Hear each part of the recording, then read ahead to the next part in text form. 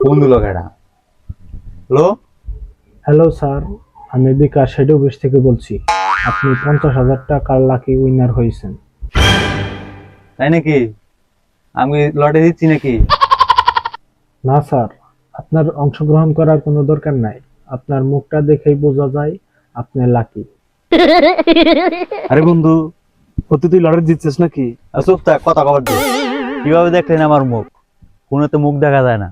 এই কথাটার অর্থ হলো আপনার নামটাই হচ্ছে লাকি টাইপের।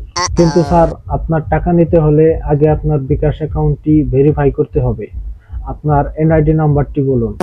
ও এনআইডি নাম্বার কারণ কইতাছে 5, 8, 9, 11, 12। ঠিক আছে স্যার, এবার আপনার বিকাশের পিনটা বলুন। এটা কি কন? আমি তো পিন তো মুখে বলি না, গানে গানে বলি। কি বলছেন স্যার? এখন আপনি গান গাইবেন? হ্যাঁ শুনেন, একটা ছিল পাসওয়ার্ড, না বললে টাকা শেষ। স্যার, গান লাগবে না, আমার বিকাশের পিন দরকার। পিন বলবো? আচ্ছা, আগে আপনারটা বলেন, মিলাই দেখি ঠিক আছে কিনা। আমি কেন দেব?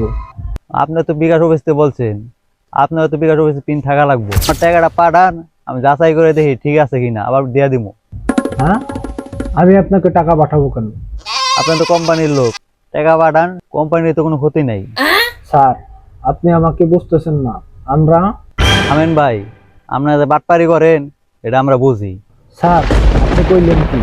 এটা খুবই গুরুতর অভিযোগ। ঠিক আছে, ও অভিযোগ গুরুতর হলে 100 টাকা পাঠান, আপনার বোল শুধরে নিন। দেখছো বন্ধু কি কয়? হ্যালো। কিন্তু স্যার, আমি তো জরিমানা দিতে পারবো না। ও, আপনি জরিমানা দিতে পারবেন না?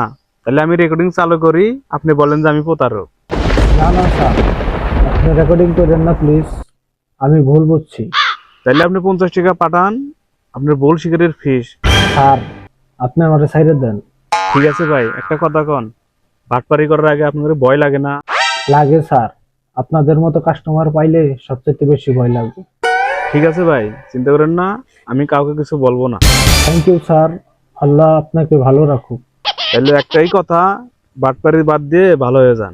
না স্যার, আর জীবনে প্রতারণা করবো না। আবার ফোন দিল কেডা? ও আচ্ছা ভাই, তাহলে রাখেন। আপনার মতো আর এক বাটপারে ফোন দিছে, তার সাথে একটু কথা বলা লাগবে। এইরকম গ্রাহক থাকলে প্রতারকও ভয় পায়।